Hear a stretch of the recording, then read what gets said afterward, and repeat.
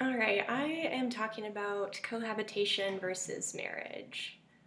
Cohabitation, according to Kindle, refers to two people who live together and think of themselves as a couple without being legally married. Cohabitation has been on the rise for decades in the US and elsewhere around the world. So, why is cohabitation increasingly common and how does it compare to marriage? There are a lot of reasons why cohabitation is on the rise. Kendall points out that it continues to be the only option for some same-sex couples around the world where same-sex marriage is still outlawed or not even recognized. Also, interestingly, marriage continues to be incentivized by many governments for things such as tax benefits, healthcare benefits, and inheritance rights. Yet many people who have the option to marry and are aware of such government benefits still choose cohabitation. So who are these people choosing to cohabitate? Scholars have shown that cohabitators are generally less religious. Nearly half, 49% of married women in the US report attending religious services at least 2 or 3 times a month, whereas only 23% of cohabitating women attend religious services that often. This may be evidence that those who are more religious also hold more traditional attitudes of family structure and childbearing. That said, married women are childless less often than cohabitating women. About 20% of married American women remain childless, whereas almost 40% of cohabitating women remain childless. Research has also shown that a whopping 2/3 of Americans have experienced cohabitation with a partner. Cohabitation is often used as a precursor to marriage, but may also result in a relationship ending before marriage, or a permanent cohabitation union. When considering marriage, researchers have found that characteristics and benefits of marriage include emotional and social support, companionship, intimacy, daily interaction, and joint residence, which leads to economies of scale. All of these examples are seen as benefits of marriage, which may enhance well-being. Yet, cohabitation rates are rising still. So again, why not get married? What are the benefits? Why are benefits declining of marriage? An interesting study across multiple countries investigated the happiness gap, or well-being of couples in marriages versus cohabitating relationships. This study examined different groups and compared subjective well-being levels to assess the pros and cons of marriage versus cohabitation, showing that marriage has different benefits for different groups.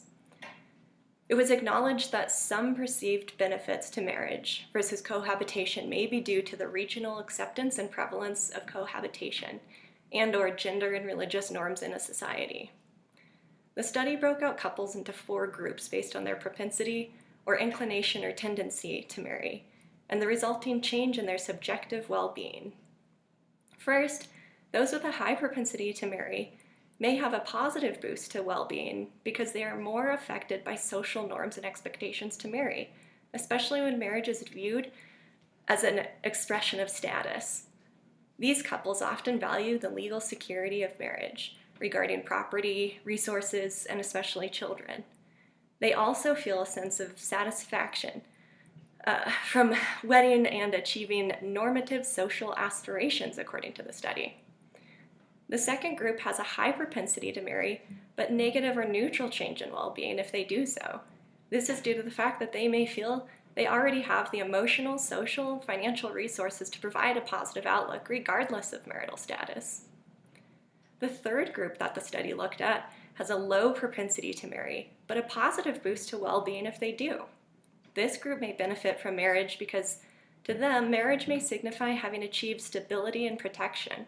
They may also have greater trust in long-term prospects of the relationship, given that marriage is usually intended for life. The fourth group that the study looked at has a low propensity to marry and a negative or neutral change to well-being if they do marry. Marriage may not be advantageous to those with a low propensity to marry if individuals have no desire to marry their partners.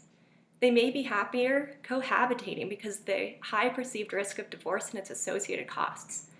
Some may prefer cohabitation if they oppose the traditional patriarchal constraints of marriage. So that all said, marriage of course still benefits some couples' well-being, but cohabitation may be taking on much of the form and function of marriage as social norms continue to accept its prevalence. Cohabitation has shown to provide the same benefits of marriage, including emotional and social support, companionship, intimacy, daily interaction, and economies of scale. And for the right couple, cohabitation is all that's needed for a positive boost to well-being. The same study also concludes that marriage may still be desired by many people, but more as a cultural ideal or a status symbol. And on average, whatever change in well-being may or may not occur from marriage, individuals return to their original happiness levels in the long term. Another section of the study looks at overall relationship satisfaction between married and cohabitating couples, finding that cohabitating couples may have similar levels of well-being to married couples if their relationship provides them with similar levels of satisfaction.